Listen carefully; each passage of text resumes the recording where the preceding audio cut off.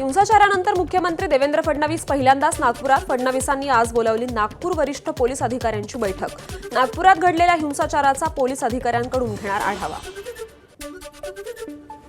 नागपूर हिंसाचार प्रकरणी आणखी दोघांना अटक. मायनॉरिटी डेमोक्रॅटिक पार्टीचा कार्याध्यक्ष हमीद इंजिनियर आणि मोहम्मद शहजाद खानलाही अटक. युट्यूब चॅनलच्या माध्यमातून हमीदनं चिथावणीखोर भाष्य केल्याचं उघड. नागपूर हिंसाचार प्रकरणातील मुख्य आरोपी फहीम खानचा जामिनासाठी सत्र न्यायालयात अर्ज. सर्व आरोप खोटे असल्यानं जामिनावर मुक्तता करण्यात यावी, अर्जातून मागणी. नागपूर हिंसाचाराच्या घटनेनंतर आज 6व्या दिवशीही शहरातील 9 पोलीस स्टेशन अंतर्गत संचारबंदी कायम. गणेशपेठ, कोतवाली, तहसील, लकडगंज, पाचपावली, शांतीनगर, सक्करदरा, इमामवाडा, यशोधरा नगरमध्ये संचारबंदी. नागपूर हिंसेनंतर आज काँग्रेसची सत्यशोधक समिती पाहणी करणार. पोलीस प्रशासन नागरिकांशी चर्चा करून घेणार सत्याचा शोध. हिंसाग्रस्त भागाचा आढावा घेऊन काँग्रेस प्रदेशाध्यक्षांना अहवाल देणार. माणिकराव ठाकरे, यशोमती ठाकूर, नितीन राऊत, हुसेन दलवाई करणार दौरा. मुख्यमंत्री दावोसमध्ये मोठे मोठे करार करतात, पण नागपुरात काय सुरू आहे यावर त्यांचं लक्ष नाही. आदित्य ठाकरेंचा मुख्यमंत्री देवेंद्र फडणवीसांना टोला. भाजपशी संबंधित सत्तेतील लोकांचा नागपूर दंगलीशी संबंध. माझा व्हिजन कार्यक्रमात इम्तियाज जलील यांचा मोठा आरोप. नागपूर दंगली मागे काहीतरी राजकीय षडयंत्र असल्याचाही आरोप. औरंगजेबावर त्याची राजधानी सोडून राहण्याची वेळ मराठ्यांनी आणली, त्यामुळे त्याची कबर असणं गरजेचं. मराठ्यांच्या पराक्रमाचा स्मारक म्हणून त्याकडे पाहिलं पाहिजे, त्याचं उदात्तीकरण करू नये. ज्येष्ठ साहित्यिक सदानंद मोरे यांचं मत. छावा सिनेमावर इम्तियाज जलील यांचा आक्षेप. राजकीय अजेंड्यासाठी छावा सिनेमा बनवण्यात आल्याचं जलील यांचं वक्तव्य. तर बीबीसीच्या मोदींवरील डॉक्युमेंटरीवर का बंदी घातली, जलील यांचा सवाल. औरंगजेबाची कबर हटवण्याबाबत तसंच 2 समाजात तेढ निर्माण करणाऱ्या पोस्ट टाकणाऱ्या व्यक्तीविरोधात गुन्हा दाखल. बीडच्या शिवाजीनगर आणि पेठ पोलीस ठाण्यात गुन्हे दाखल. प्रशांत कोरटकरच्या शोधासाठी कोल्हापूर पोलीस चंद्रपूरला रवाना. पत्नीचा जबाब नोंदवल्यानंतर कोरटकर चंद्रपूरला गेल्याची शक्यता. कोरटकरच्या नातेवाईक आणि मित्रांकडे पोलिसांकडून चौकशी सुरू.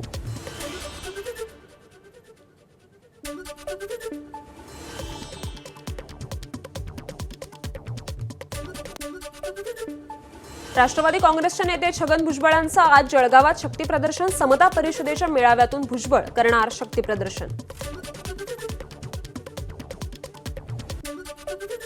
जालन्याच्या आंतरवली सराटीत आज मनोज जरांगेंची मराठा सेवकांसोबत बैठक. पुढील दिशा ठरवण्यासाठी जरांगे मार्गदर्शन करणार.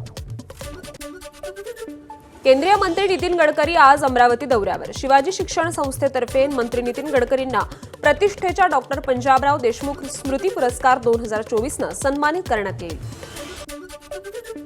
देशमुख हत्या प्रकरणात धनंजय मुंडेंचा नैतिकतेच्या आधारावर राजीनामा. प्रकरणात कुठेही धनंजय मुंडेंचा थेट संबंध नाही, मात्र कुणीही काडीमात्र पुरावा दिला तर धनंजय मुंडेंची चौकशी करणार. फडणवीसांची माझा व्हिजन कार्यक्रमात ग्वाही. देशमुखांच्या हत्या प्रकरणातील धागेदोरे धनंजय मुंडेंपर्यंत जुळले नव्हते, मात्र हत्येचे फोटो समोर आल्यानंतर मुंडेंनीच राजीनाम्याचा निर्णय घेतला. माझा व्हिजन कार्यक्रमात अजितदादांचं वक्तव्य. बीडमध्ये टोळ्यांच्या हाती कारभार. राज्यात पोलिसांचा धाक राहिलेला नाही. नागपूर हिंसाचार आणि बीड प्रकरणावरून काँग्रेस प्रदेशाध्यक्ष हर्षवर्धन सपकाळ यांची सत्ताधाऱ्यांवर टीका.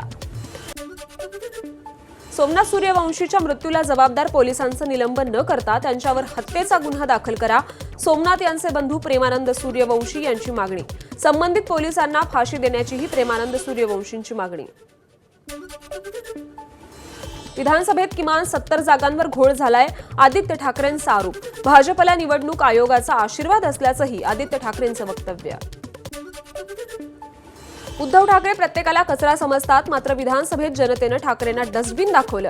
एकनाथ शिंदेंचा उद्धव ठाकरेंवर पलटवार. मुंबई विद्यापीठ अर्थसंकल्पीय अधिसभेची आज बैठक. सिनेट सदस्य, राज्यपाल नियुक्त सिनेट सदस्य, कुलगुरू आणि मुंबई विद्यापीठ प्रशासकीय अधिकारी राहणार उपस्थित. बैठकीआधी युवासेना सिनेट सदस्यांचं विद्यार्थ्यांच्या प्रश्नांसाठी आंदोलन. राज्यातील शालेय विद्यार्थ्यांच्या अभ्यासक्रमात 70% सीबीएसई तर 30% राज्य शिक्षण मंडळाचा अभ्यासक्रम असणार. भाषेसह इतिहास भूगोलाचा अभ्यासक्रम शिक्षण मंडळच ठरवणार. राज्यात सीबीएसई पॅटर्न आणून एसएससी बोर्ड संपवण्याचा डाव, सुप्रिया सुळेंची दादा भुसेंना पत्र लिहित सरकारवर टीका. सीबीएसई पॅटर्नच्या निर्णयाचा फेरविचार करावा, सुप्रिया सुळेंची मागणी. मुंबईत एकनाथ शिंदेंच्या कार्यकाळातील रस्त्यांच्या दुर्दशेवरून भाजपच्याही आमदारांनी उठवला आवाज, तर आदित्य ठाकरेंसह विरोधकांनी काढले महापालिकेच्या कामाचे वाभाडे. मुंबईतील रस्त्यांच्या कामावरून आदित्य ठाकरेंचे सरकारला खडेबोल. मुंबईत फक्त 5 ते 6% रस्त्यांची कामं झाली असून खड्डेमुक्त मुंबईचं काय झालं, ठाकरेंचा सवाल. उपमुख्यमंत्री एकनाथ शिंदेंनी सोमवारी मुंबईतल्या रस्त्यांसंदर्भात बोलावली बैठक. मुंबईतील सर्व आमदारांना उपस्थित राहण्याच्या सूचना. ठाकरेंच्या सेनेचे आमदार बैठकीला उपस्थित राहणार का, याकडे लक्ष. शिवसेनेत प्रवेश करण्यासाठी खुद्द उद्धव ठाकरेंनी मिलिंद नार्वेकरांकडून निरोप पाठवला होता. चित्रा वाघ यांचा मोठा गौप्यस्फोट. सुषमा अंधारेंनी केलेल्या वक्तव्यावर उत्तर. मुंबईच्या अंधेरी पूर्वेत शिवसेना ठाकरे पक्षाच्या महिला कार्यकर्त्या आक्रमक. चित्रा वाघांविरोधात आंदोलन करत संताप व्यक्त. अनिल परबांविरोधात केलेल्या आक्षेपार्ह विधानाविरोधात निदर्शनं. नारायण राणेंकडून चित्रा वाघ यांचं कौतुक. चित्रा वाघ यांच्यासारख्या लढवय्या वाघिणींची महाराष्ट्राला गरज, राणेंची एक्सपोस्ट.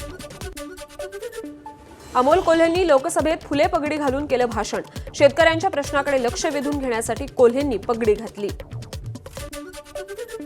संभाजी महाराज यांच्या संगमेश्वर येथील स्मारक उभारण्याच्या कामाला येणार आणखी गती. रत्नागिरी जिल्ह्याचे पालकमंत्री उदय सामंत कसबा येथे देणार भेट. दुपारी उदय सामंत स्मारक संदर्भात आढावा बैठक घेणार. आग्र्यातील छत्रपती शिवाजी महाराजांच्या स्मारकाच्या उभारणीची जबाबदारी पर्यटन विभागाकडे. तज्ज्ञांची समिती स्थापन होणार. शिवजयंती दिनी मुख्यमंत्री देवेंद्र फडणवीस यांनी केलेल्या घोषणेची अंमलबजावणी. राज्यात 1,500 डॉक्टरांची भरती. एप्रिलपासून प्रक्रिया होणार सुरू. आरोग्यमंत्री प्रकाश आंबेडकर यांची माहिती.